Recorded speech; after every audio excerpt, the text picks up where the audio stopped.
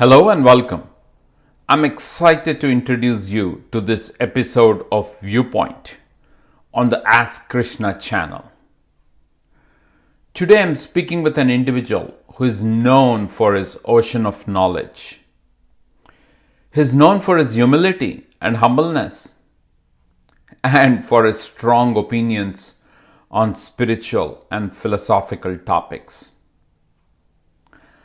I'm referring to Vidwan Shri Keshav Tadipatri, an expert in the philosophy of one of the greatest philosophers of India, Shri Madhvacharya. Shri Tadipatri is a graduate and postgraduate of Andhra University and also a postgraduate from the Indian Institute of Technology, Chennai, India.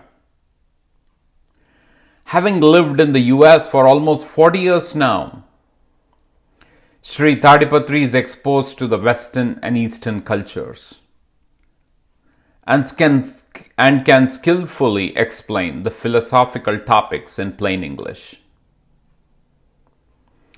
I've known this amazing individual for years now and have a great deal of respect for his knowledge, for his learning, and more importantly, his down-to-earth persona and attitude.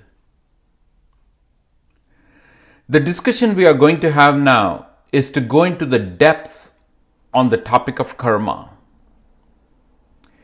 It is a phrase or a concept, you could say, often overused without a strong foundation. Which is why in this video, we look at the concept and the topic from the lens of a student, a doctor, a rational individual seeking practical answers that is applicable for this day and age. May I remind you that through these episodes of Viewpoint, my focus is to elicit a perspective. It's not about necessarily right or wrong, or for that matter, it's not even about me agreeing or disagreeing with the viewpoint of the interviewee. My goal is to bring the best of the thoughts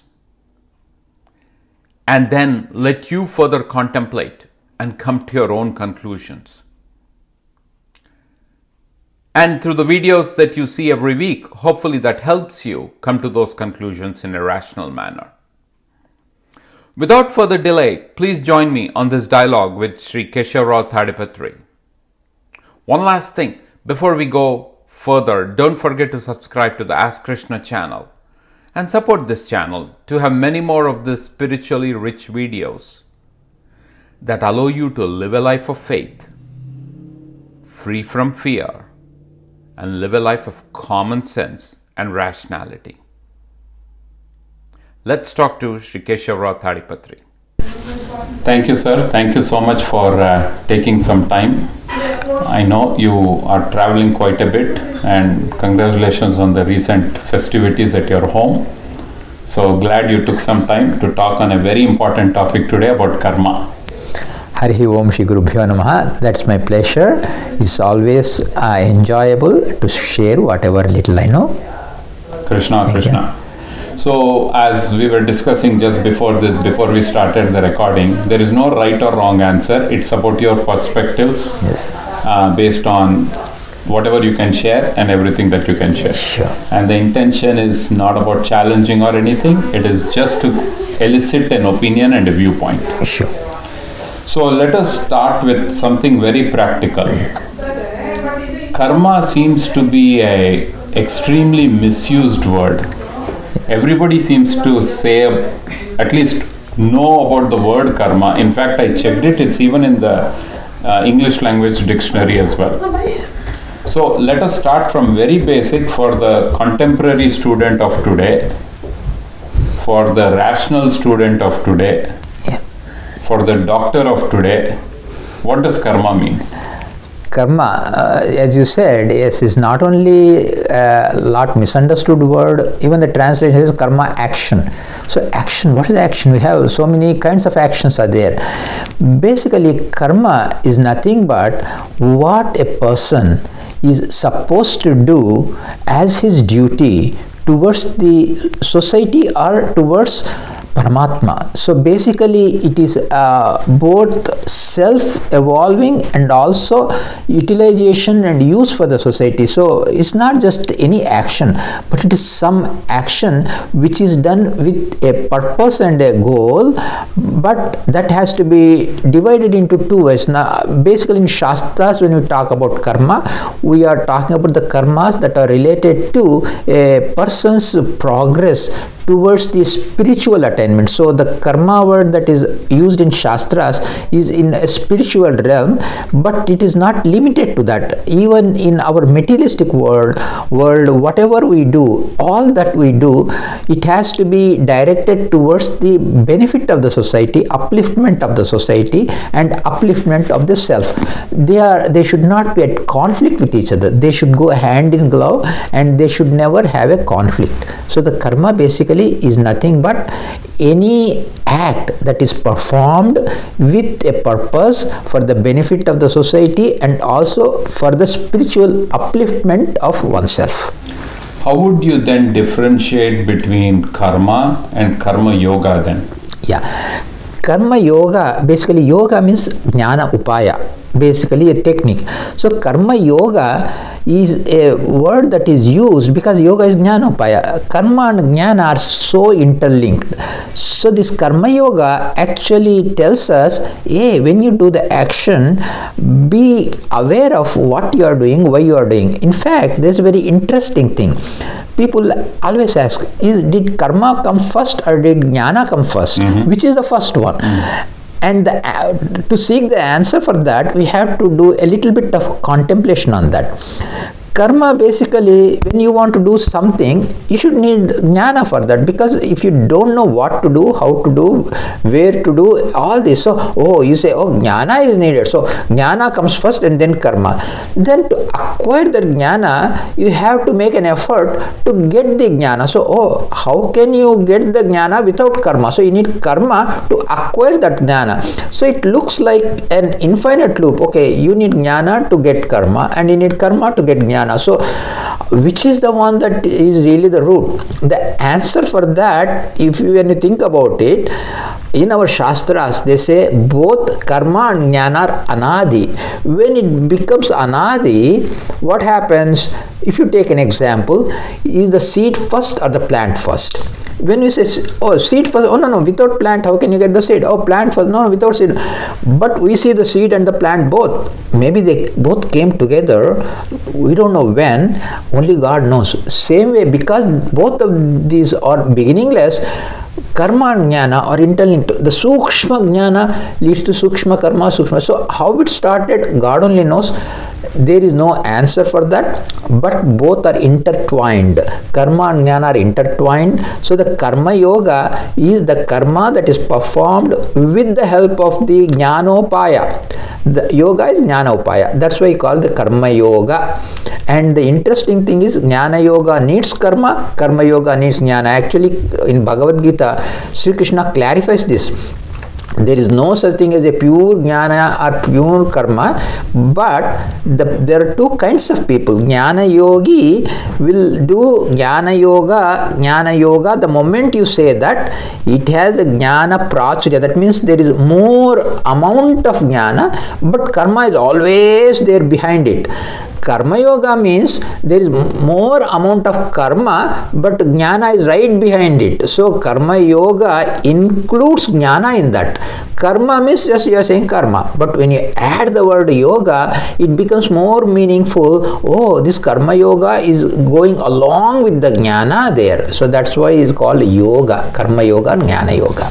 Does that give some credibility to what even the scientific explanations give, which is, or even our Shastras, where from the 5 fundamental dravyas or elements, things have all come through. Yes. So it is only over time that, as they say, wisdom and intelligent wisdom. Yes. So it's only over time that our intelligence has developed, and that is also what science talks about. You evolve over time. Yes. So does that give some credibility to, yes, karma was the action aspect was always there. The intelligence started pouring in and made it better.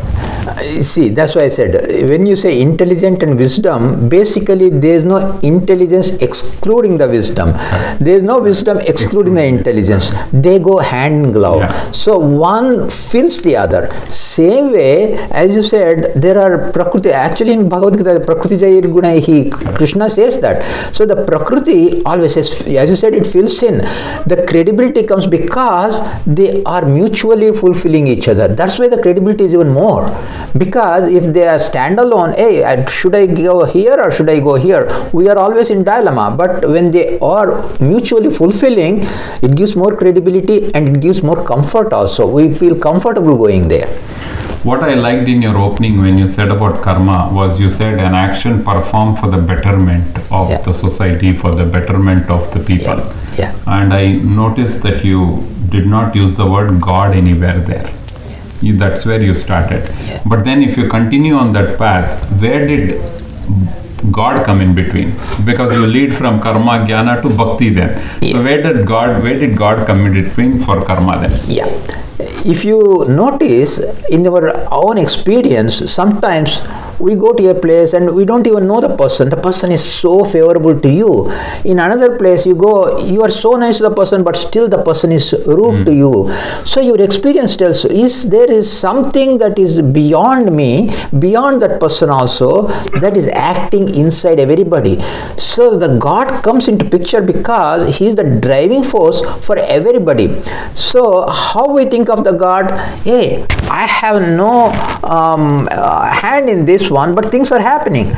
So God comes into picture because he is the Swatantra. That's why in Shastras are the Swatantra, he is the Swatantra, independent force, and we are all dependent force.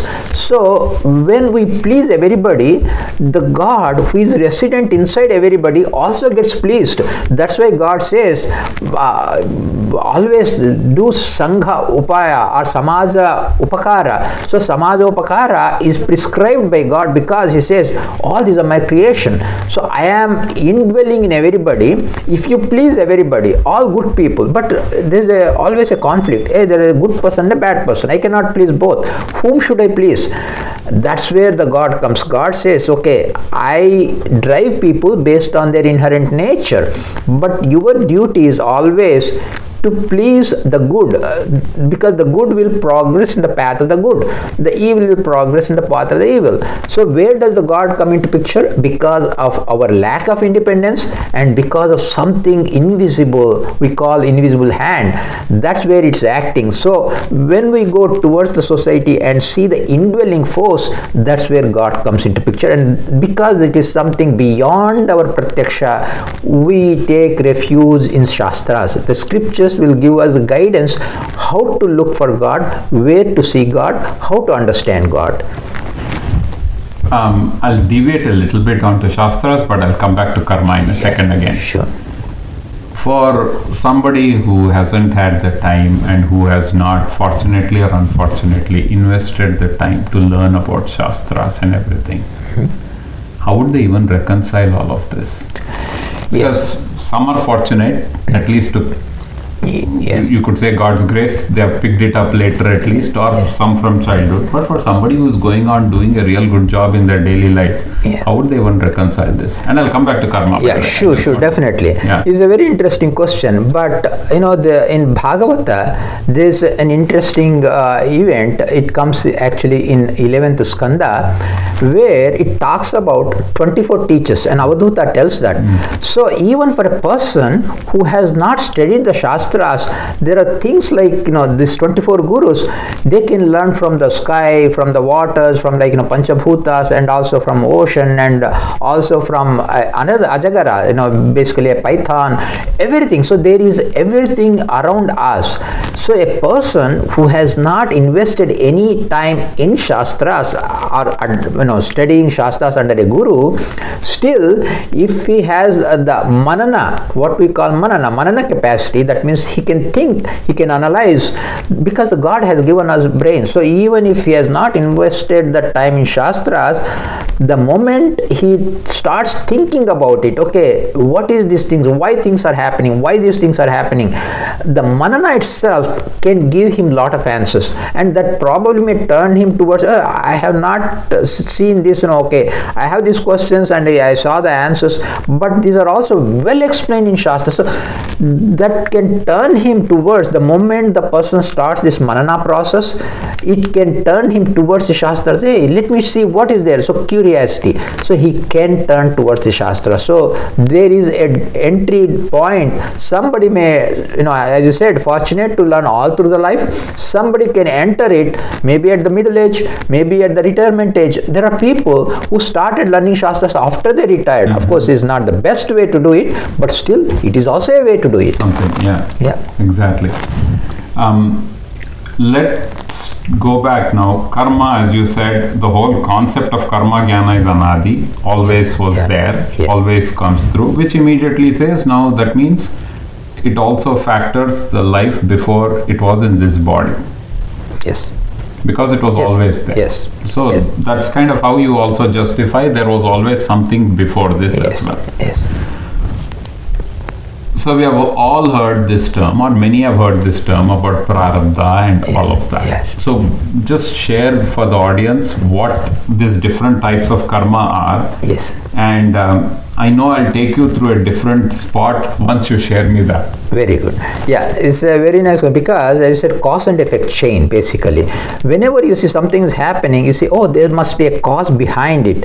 Then why did that happen? Oh, there must be a cause behind it. So the cause and effect chain is always there. That's one thing. And the types of karma in Shastras, what it says is a very, very practical thing also. It says prarabdha, sanchita and agami. Basically it divides karma into three kinds. And what is the prarabdha, sanchita, agami? Shastra gives a very beautiful examples. There are two ways it says. Sanchita karma is basically whatever you accumulated. So we have done so many things, every lifetime, the amount of karma we do, each lifetime the karma that we do is enough for 10 lifetimes or 100 lifetimes. That much karma we do. So it's like accumulated bags, so many bags we have accumulated. So it's impossible to spend all those bags, because we have to pay what we did. So pay for, then how it should be handled. So God is so kind. He said, oh, it's too much you have done. You have accumulated too much. I am kind enough.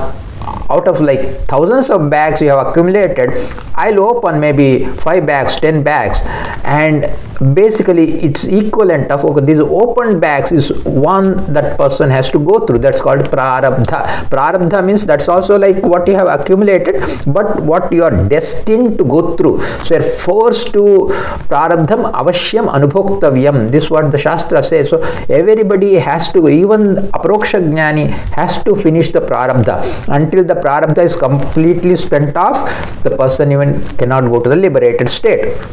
So then what is agami? Agami is, as I said, cause and effect chain you talked about. So it's also relevant for agami. So whatever I do now can lead to another thing, that can lead to another thing. So the future chain that's going to happen, that's what's agami. So this agami, prarabdha, sanchita are the three-way division. That's one done. That's one way the karma. So gahana karmano gatihi. There are multiple ways the karma is divided, but this is the most popular and most thought about and most discussed one. So this is how it is divided, and people will say, hey, this is ever going thing. How do we ever reach the liberated state? For that, of course, Shastras talk about the aparoksha jnana and the time of the aparoksha jnana, how the sanchita agami gets removed and only prarabdha remains, and prarabdha, once you finish it, then you go to moksha. All those details are all there. One of the challenges, I've spoken to many doctors, and it's a very practical topic. A good doctor's role is to save a patient. And if you think about, and the medical advances also, because I'm linking it to prarabdha. Yes. So if you take 100 years ago or 50 years ago, like my own father's example, he passed away when I was 3. He passed away at the age of 42. Depending on the medical capabilities that were available at that time, depending on how much he could afford and all of that. Yes. He passed away at the age of 42. Yes. Today, with the advancements made, with what doctors are able to do, the lifespan absolutely has increased. So now if I look at prarabdha, that prarabdha is now impacted by advances in medical technology, advances in lifestyle, our healthy eating and all of that. How do you then reconcile? Because this is absolutely an issue with many doctors have spoken. They are there on the operating table helping, trying to save the person, but they are also faith-based believers. They have this conflict. So how do you reconcile this, sir?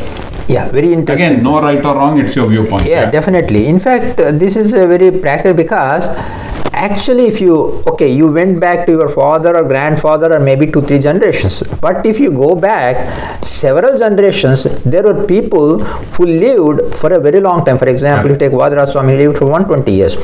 And the medical advances that are there now are helping people a lot. Of course, in increasing the lifespan and all that, that's perfectly fine. But if you go maybe several hundreds years ago, there was probably Ayurveda or whatever. It was like in the peak of that, and then maybe there's a gradual decline, and probably the Ayurveda went out, or maybe not completely went out, but it's maybe like diminished a lot probably, and the lifespan came down, and people, and then as you said, it's tied to prarabdha, and people had that prarabdha. For them, they had to live only sadhana for that much time only, but they will get another chance, they'll be born again. And so the prarabdha, as you said, is tied into that. And today our prarabdha is such that we have a advanced medical sciences, and our lifespan got increased, and people are living longer. That's perfectly fine, but everything has a price. Along with that, we have lot more problems. Our problems are, lifespan is more, but we have to face so many things in the society, ups and downs, and there are other problems that come with that, but that's fine. But yes, everything is tied to prarabdha, because otherwise there is no explanation why should this happen this way now, and why did it happen like that 100 years ago. There is absolutely no explanation except prarabdha. Prarabdha is the only thing that can explain the difference in the way of life now and the way of life it was like maybe 20 years ago, 100 years ago. The difference can be explained only through prarabdha. Where does this get tied to the body? So somebody unfortunately is suffering from an ailment. Yeah. So I can get this aspect, but then the question again becomes, where does that connection to the body become? Yes, the connection to the body is, in Bhagavad Gita it gives a very matras pashastu kaunteya sitoshna sukhadukkadaha. Basically, the body connection is, as we all hear in the Shastras, the soul, or the soul is, people say is not the right word, Atma and the Sharira, they are two different things.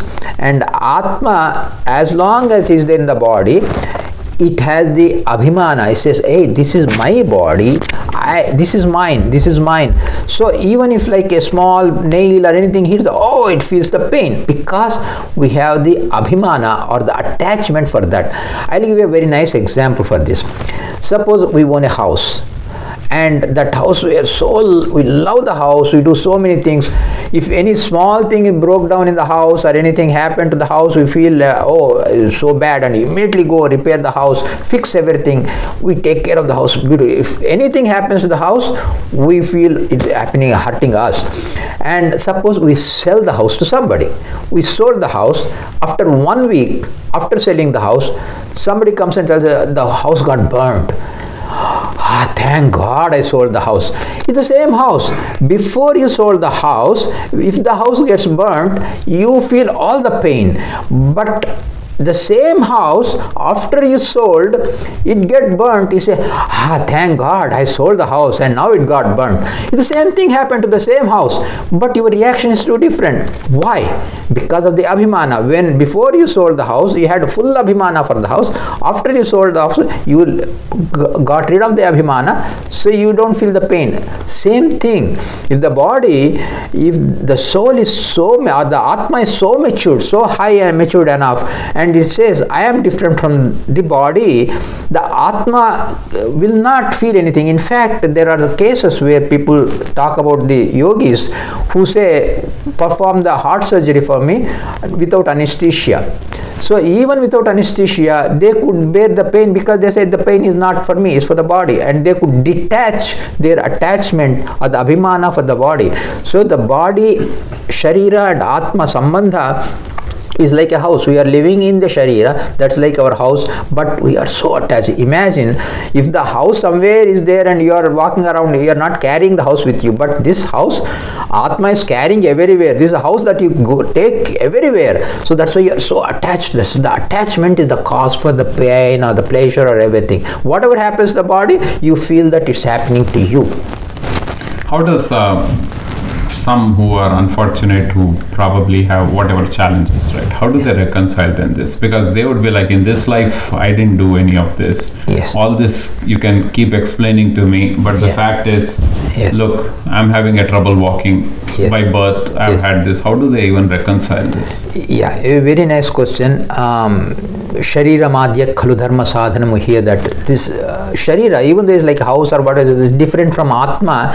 Without Sharira, Atma cannot function. And Atma needs the Sharira for functioning. As you said, if somebody has a lot of ailments, cannot walk, he says how to reconcile with that.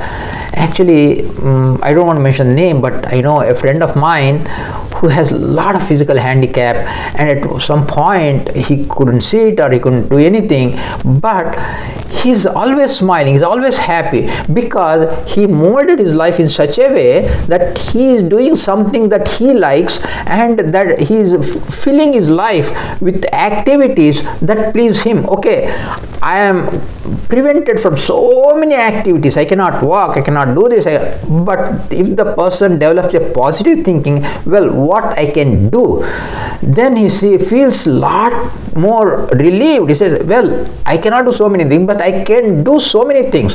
So even such persons can fulfill their life mission by doing activities which they are capable of within their circle. So it is really a challenge, but there are people who have done that, and it is a possibility. And yes, the person says, well, when prarabdha is like this, but if I do good acts now, maybe in my future life will be good.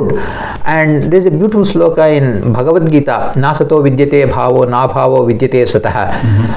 That sloka basically means you do something good, good comes out of it. You do bad, bad comes out of it. So let me do whatever good I can. I have done something bad happened to me. If I do good now, good will happen to me later on. So this kind of a positive thinking will put him in the right path. It's amazing what you said, because I'm fully with you. I think that is the type of attitude that is needed. There is a school of thought though that says even the thought, like in this case of your friend, in a positive way, he or she got that thought. Whatever I have, I can do it differently. Yes. There's a school of thought that says even that thought is based on your previous karma. Absolutely, definitely, because otherwise, same situation, two persons are put, one is taking it in a positive direction, going in a positive way, other one is feeling so depressed and doesn't do anything and always goes down and down and down. Why? It's the same situation for two different people. Yes, the previous karma is something that's directing them towards it, but it's a very interesting thing. There are three things which determine us, what we are or whatever. Say we talk swabhava of the jiva. So, karma. 1 second, sir. This is very important what you're saying. I want to make sure the mic is correct for you. Okay. Because these three things I know where you're going. Please go with that. Very important on this. Yes. So we are talking about swabhava and karma. It says, as you said, my previous karma, I don't know what is the balance of my karma. Do I have positive balance, negative balance? How much karma I have? I don't know. You say karma is dependent on swabhava. Swabhava I cannot see. Now karma also I cannot see. So this swabhava and karma both are not visible for me. So what should I do? There is something else which is like an indicator, is like a measurement which gives the indication of both swabhava and karma. That is what is called prayatna. effort. If the person has a good balance of karma, good balance of swabhava, then the person will do a prayatna, the effort, which we can see. So if the person is making an effort to do something good, that means he can be rest assured he has a very good swabhava and his karma balance is good. So the effort is a guideline or a gauge or a scale that can tell us how our swabhava and karma are. So these are the three things: swabhava, karma and prayatna. Swabhava and karma are not visible, but prayatna is visible, noticeable, and it's something that we can perceive in our day-to-day life. So as long as we do the prayatna, of course, which may also depend on that, but as I said, that is the guiding factors or driving factors, and so the prayatna is an indicator which tells how swabhava and karma are. I'm hoping you're not conveying it's a lost cause, because if everything was based on the past, then there's nothing for us to do in this instance. I think what you're saying is there is a guiding principle coming from there, but it's still within our choice to expand on that prayatna, because otherwise somebody would say, if everything is already defined, my swabhava is defined, my karma is defined, and that is what's guiding my prayatna, then what is there for me to do? I'll just continue the That's precisely the point. It's a very nice thought, because yes, this is a very, very long discussion, but I'll briefly explain to that. Go ahead. Yeah, what happens is, yes, everything is guiding. If everything is, what is there for me to do? The question is, if everything is guiding, then there is something, because you are forced to do. You can say, just as you do not have a swatantra to do something, you do not have swatantra not to do something. If something is forcing you, driving you, then you will be pushed into that. So you are pushed into the arena, and you cannot, na kaschit kshanamapi jatu tishtyat yakarma krut. You cannot remain without action even for a second. Why? Because there are guiding forces or forcing forces or driving forces which are putting you into action. So what is there for me to do? Don't worry, you will be doing. That's why even Krishna tells Arjuna, you think you say you won't fight the war, you think it's in your hands? No, you cannot. Nimitta matram bhavasavya. He says, Maya hatan tvam jahi. So whomever I already decided to kill, but they already killed Krishna, I don't have to do anything. No, you will be forced to do that, because you are nimitta matra. Yes, we are all nimitta matras, but still, I am a nimitta matra, I don't have to do anything. No, if you are a nimitta matra, you cannot remain without doing either. You are forced to do, and you will do whatever your destiny is directing you, whatever karma and swabhava directing you. Your prayatna is dependent on that. Means you will be doing the prayatna. You can only perceive, you can feel, you can experience, but your lack of freedom is not really a hindering force, because you still are driven into action, and you will do what you are destined to do. And that's where I think we need clarity. Yes. Because then if you bring destiny, again, I agree that, I get it rather, that yes, you're forced or driven to do it. Yes. But then how does that one go further and excel? Because we see it even with kids. Again, if I take kids in high school or whatever, you will see the kid wants to study hard to get to the best college. Yes. The kid wants to study hard to make sure that his parents or her parents have a very comfortable living when he grows up or she grows up.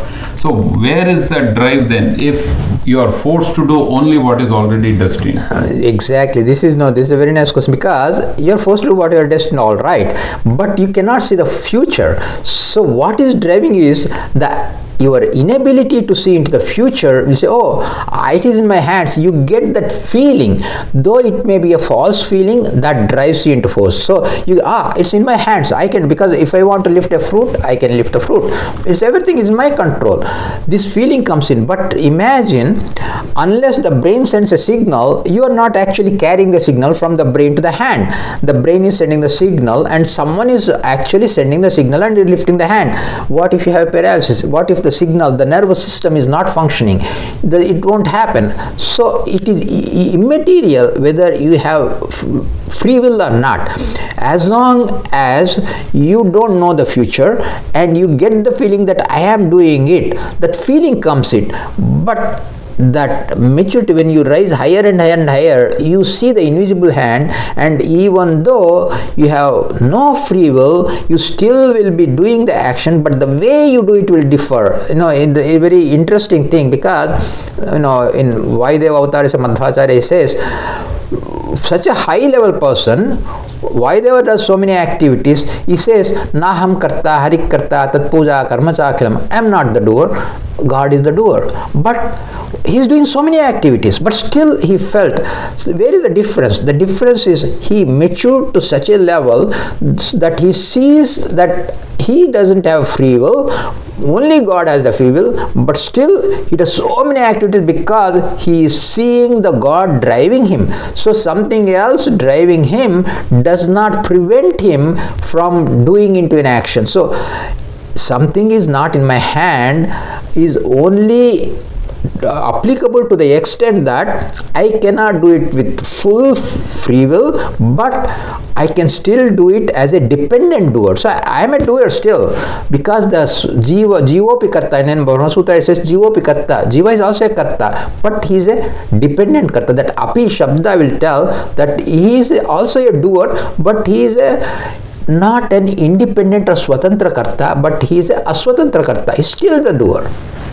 One way I've been able to, at least, because unless you go deeper, as you said, if you go higher in the Shastras, then you will understand this. But for the common person, one way I've been able to at least reconcile this, and I want to get your view, is back to how you opened up the definition of karma.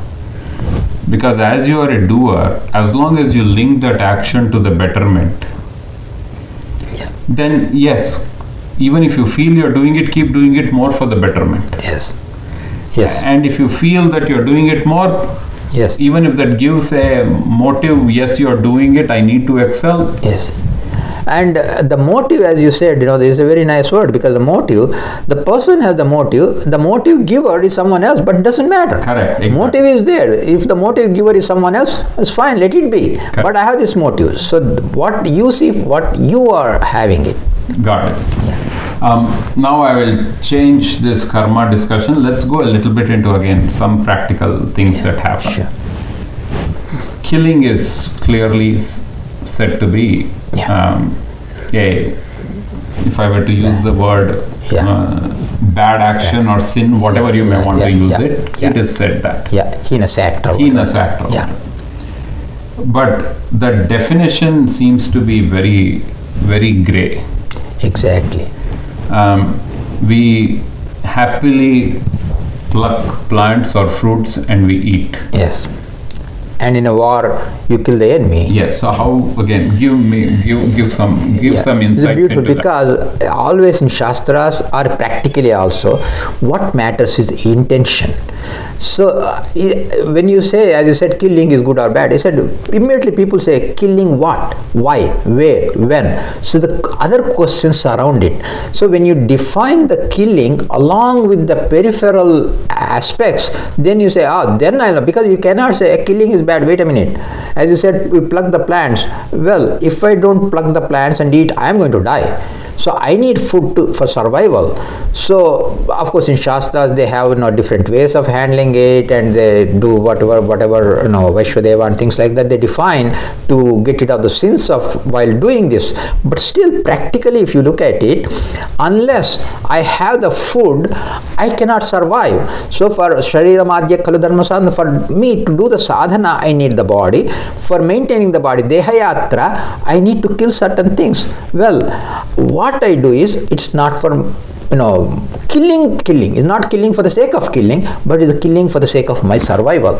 Then it is accepted, because even a lion kills a deer, it has to fill its stomach, so it has to survive.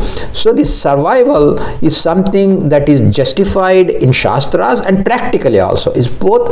In fact, the Shastras never contradict the practical aspects. The Shastras always supports the practical aspects. As you said, killing means the immediate question, what is the intention? So the intention behind the killing will tell us whether the killing is good or bad. So for survival, for self-protection, you're saying it is good. It is accepted. Justified, accepted. Justified, accepted. Yes. Will that still justify what we do? Because what we call a self-protection is also driven by our own desire and greed. Yes.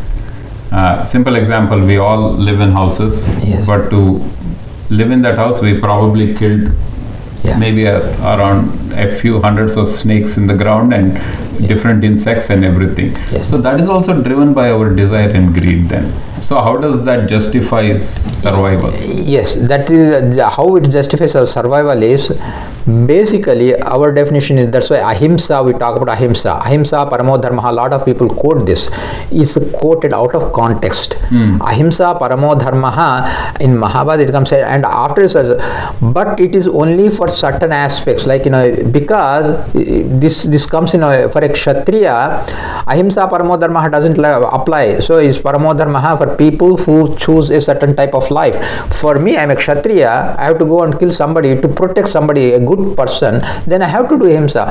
So to avoid a bigger Ahimsa, you do a smaller Ahimsa, it is survival. So now here, as you said, like building the house, you kill so many snakes, so many that, they are a hindrance for our survival. So we don't have to, we are not going hunting all the insects, whatever, and killing them. For my house, when I am building there, whatever are coming as obstruction, I am only killing them, and that is justified because that you are doing for a purpose. So that purpose is achieved, and that is not against Shastras, or it is not against our practical life. So both Shastra and practical life support this thing that is done with a purpose. So the purpose is always always matters. Purpose is the one that drives it. What is the purpose? Would that then also justify that, particularly if you go back and read like how geographically people expanded in some areas of the world, there wasn't any access to, let's say, even regular vegetables or stuff. It was only other animals that were available. Right. And they said, hey, for me to survive, I need to kill an animal. Yes. Do you think this will also justify eating of?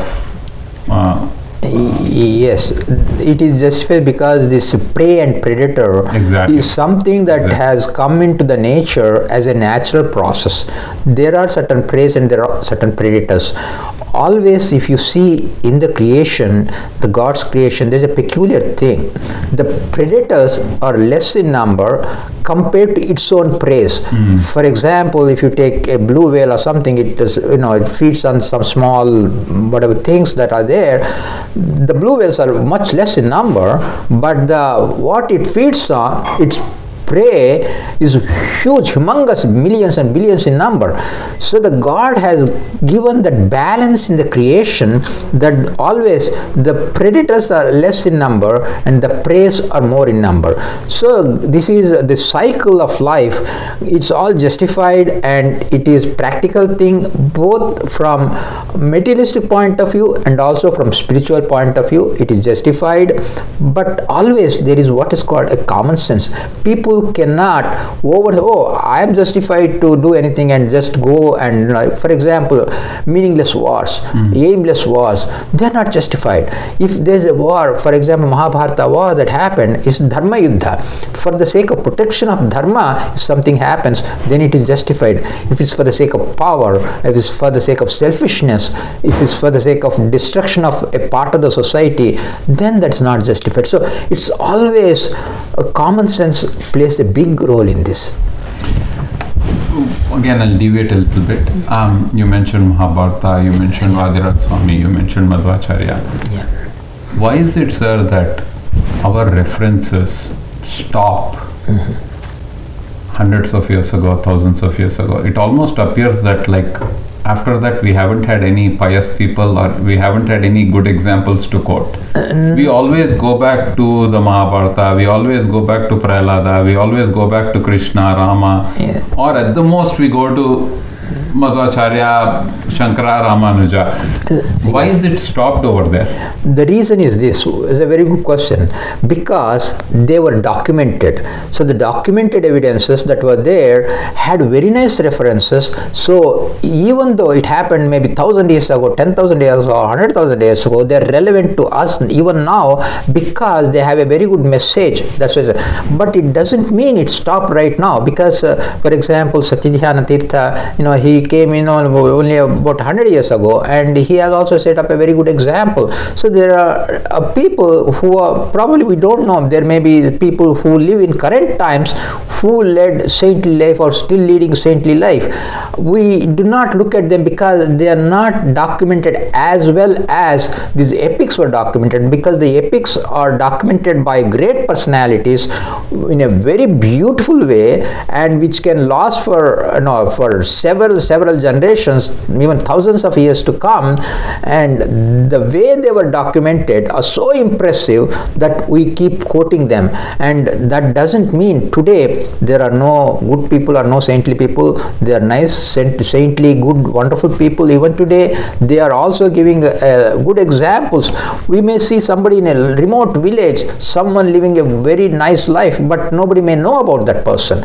So there are people even today, very nice people. I really feel that is something that it's very hard, because for the current younger generation to relate to a lot of this from the past. Yes.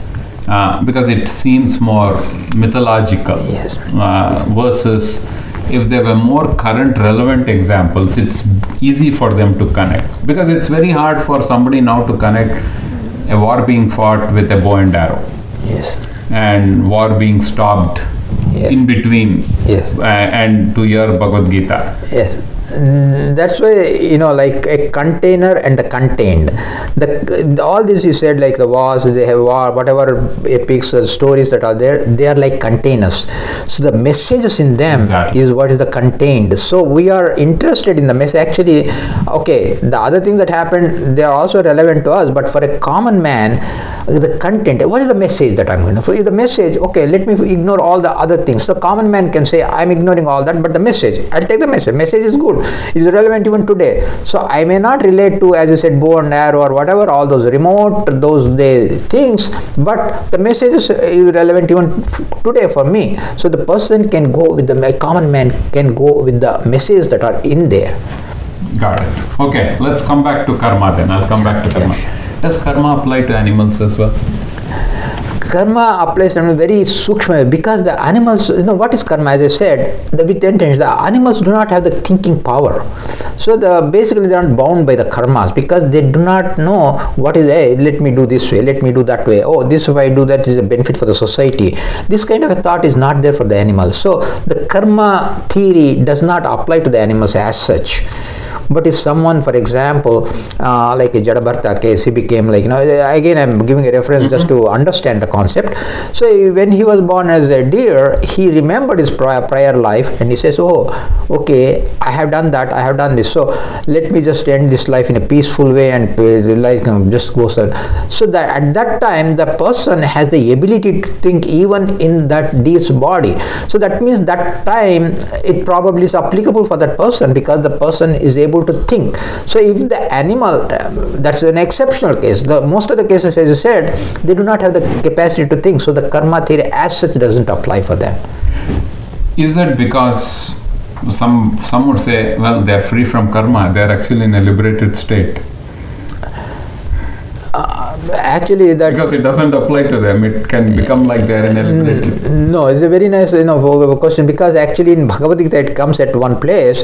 It says, hey, what are the things, where does the karma doesn't apply? So yastvatma ritreva syat. So in that sloka basically says, one who has a complete absorption in God and who has completely detached with everything else, such a person, for him nothing else, karma doesn't apply for him, only for such. Or a liberated person doesn't apply. Correct. But non-liberated person, or even if he is also a aparoksha jnani, still if he is not in that state of atmarati, or what you call asampragnat samadhi they call it, if he is not in a sampragnat samadhi and if he is not a liberated soul, then karma applies to him and he has to do the karma.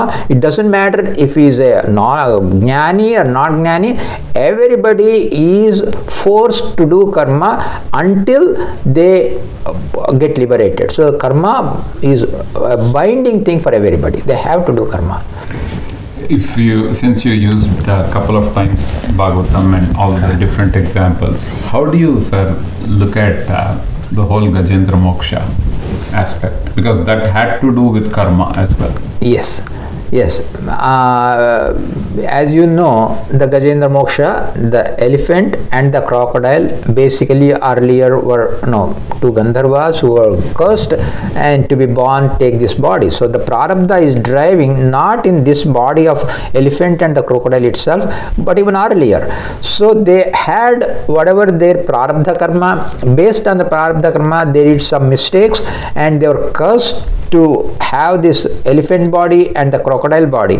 But look at it in this way, because even if the curse is there, the curse actually may have given some suffering to go through the elephant body and the crocodile body, but ultimately the elephant got the knowledge of Lord and could pray for the Lord and could have the darshana of the Lord and could get the liberation from the Lord, and the crocodile also in its body could get killed by the Lord but still had the darshana of the Lord in its own way, and both were liberated and they got prarabdha helped them to go through some suffering, but eventually it was also some plus point for them.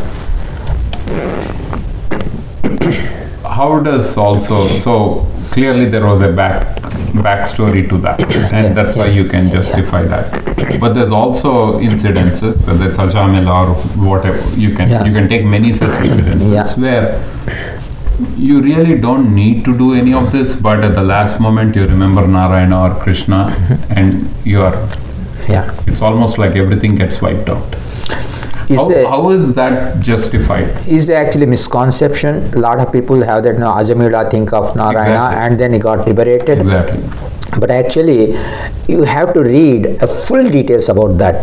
Ajamila, in all his previous life, he did a lot of sadhana, and in his prarabdha, something more was left out.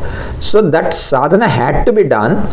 And because of his prarabdha, he went in the wrong ways and he forgot about the God. And the last moment, when he said the Narayana, people say Narayana he said, and then he died and he got more liberation. It's a wrong story. What happened was, when he said Narayana, he remembered suddenly, like a flashback, oh, I did something wrong. And then he actually recovers, he doesn't die. And he does another few months, 6 months or 1 year, whatever sadhana he does, that the balance that was left out, he did the balance. So it is not that just because he told Narayana, he got the moksha. Is a wrong notion.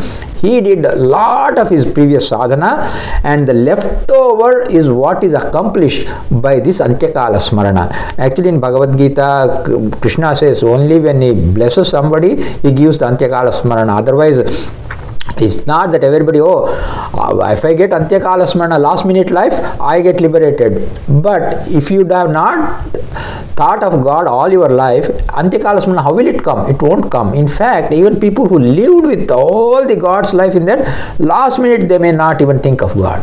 So it's not so easy. How important is that, to think about God at the last minute?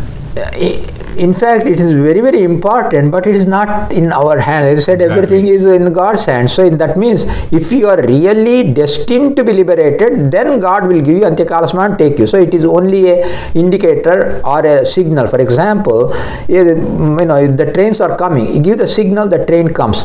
It's not that the signal is making the train come. The train is coming, but the signal is only showing, okay, now the train will come. So the signal is not making the train come, but signal is only indicating indicating, hey, the train is coming. The same way, the Antyakala Smarana, because of that, the person doesn't get the moksha. But if the person is destined to get moksha, then God will give Antyakala Smarana and then he will get the moksha.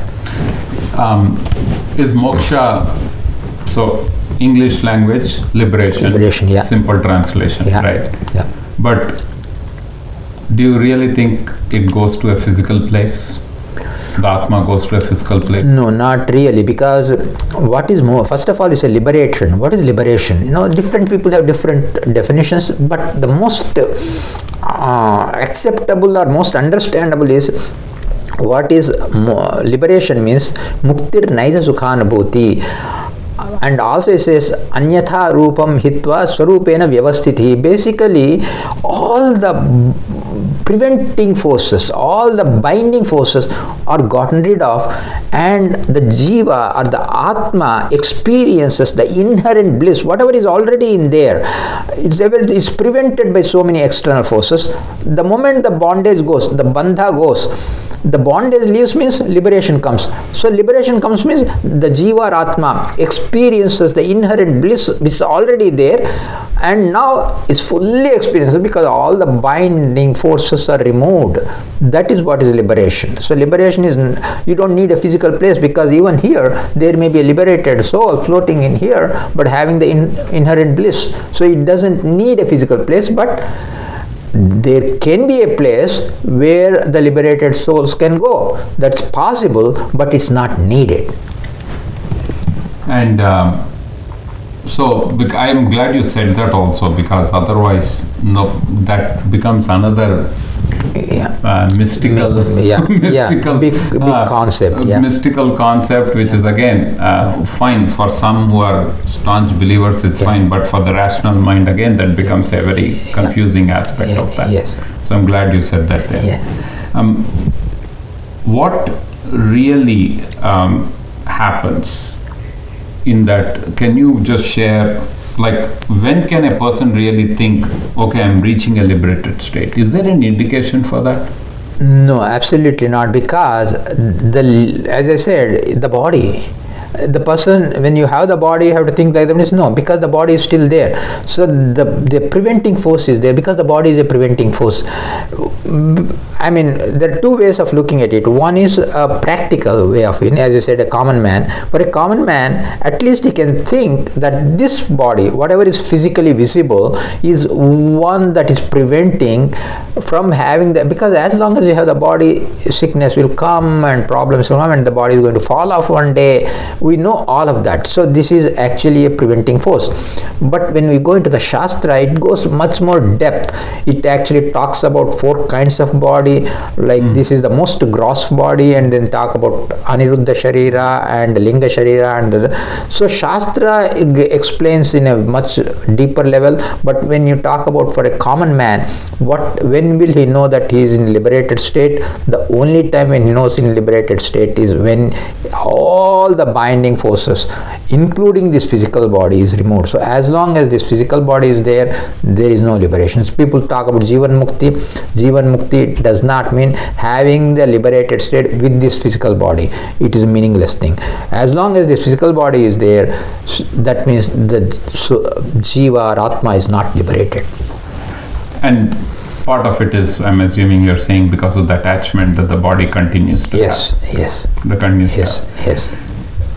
Even for the most, in the current situation, even for liberated, since you said there's no liberation in this body, what drives attachment to offspring, like to children, to parents? What drives actually that attachment? The attachment is given matra sparsha, as I said, pancha bhutas, pancha indriyas and pancha tanma. These five things are there, and we have the pancha indriyas.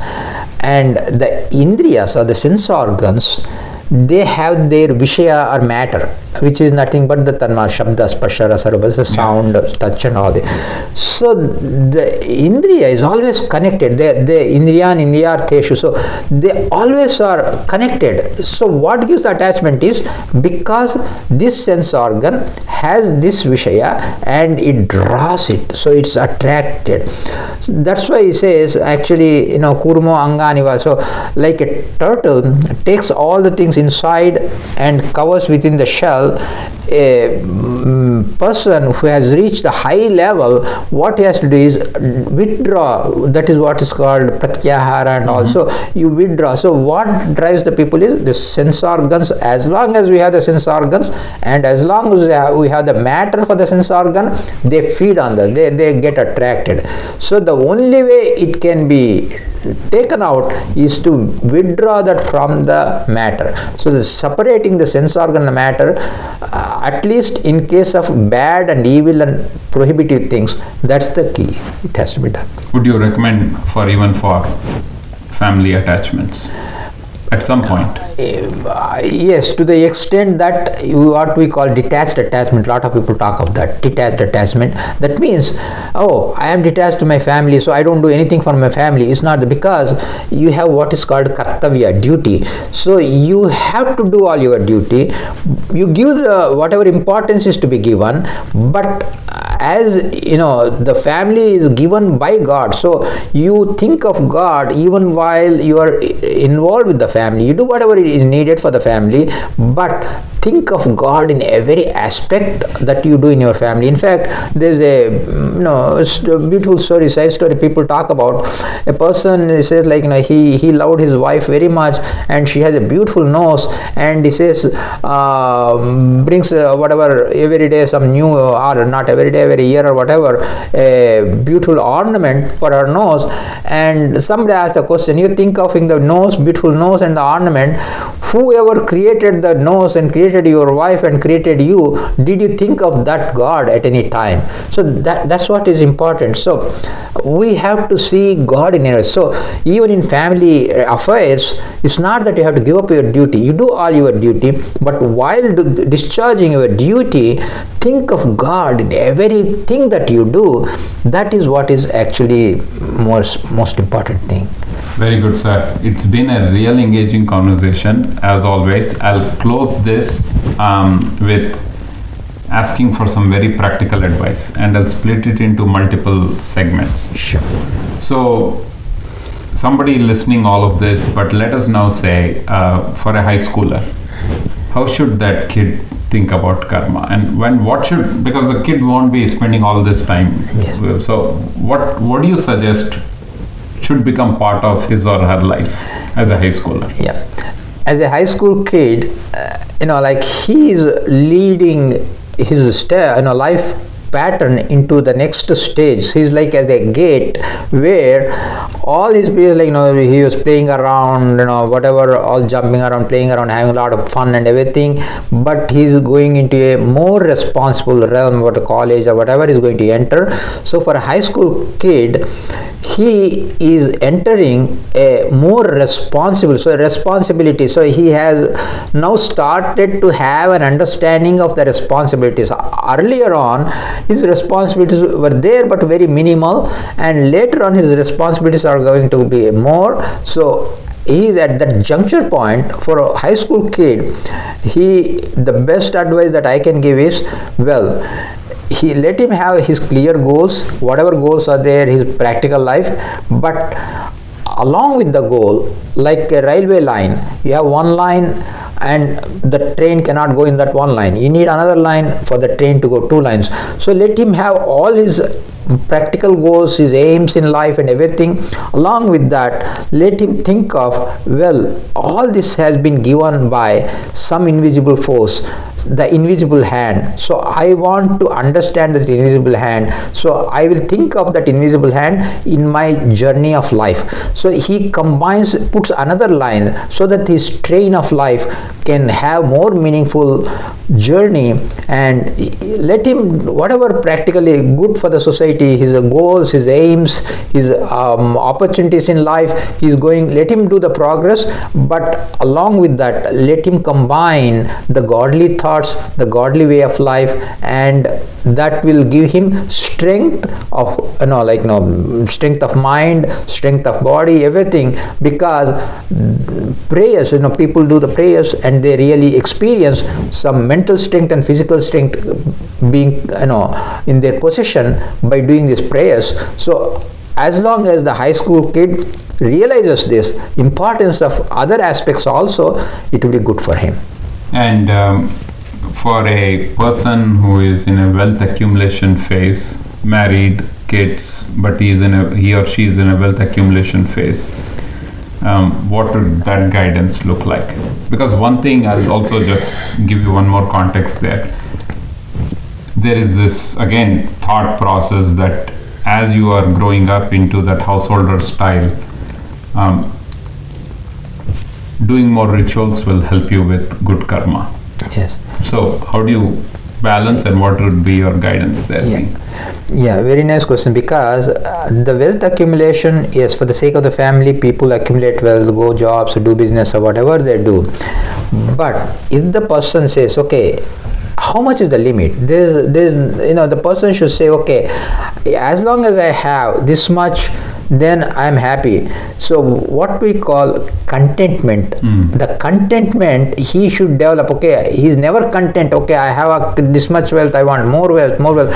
The discontentment has no limit, and it takes away the peace of mind. There are people who say, okay, I have accumulated wealth, whatever it is, but I should also accumulate my spiritual wealth. So his material wealth has to be supplemented by spiritual wealth. So the person should say, okay, I am accumulating this, parallelly I will do that. It's not that the person has to give up his job or anything like that. He can do his job, go do all his job, come back, and later in the night spend maybe an hour, half an hour, whatever it is, for some spiritual activity, maybe a bhajan, maybe he doesn't maybe not at a level to listen to spiritual lectures or discourses or whatever, but at least he can do something that is practical, and he should be a role model not only for his children but for the society as well. Look at this person, he's a wealthy person, but still he is so much involved in spiritual activities. So he should supplement his material wealth along with the spiritual wealth. Anything has to be given importance that is as much as it needs only. If you give more importance than what it is, then it's a problem. Wonderful. And for the later stage of an individual who is probably above 60s, let us say, I don't want to put any age group there, but I retired and from all the activities, is like retires from all the activities, now he has a lot of free time or whatever. It's actually that person has a lot more opportunity. That person is now the responsibility is not that it's gone, because he still has maybe whatever responsibilities are needed, but he has probably a lot more time at his disposal. So he can see, well, I have had this much life. In retrospection, he can think of all the past and says, let me at least, God has given me such a wonderful life, thinking about the past, and as at least an act of gratitude, I should know about God so that I can discharge my duties to God and also God-related people and benefit of the society, for the welfare of the society. I spread the message. So he should probably spend a lot more time on spiritual activities, not only for his betterment but for the betterment of people all around him, and be a role model for others. Wonderful.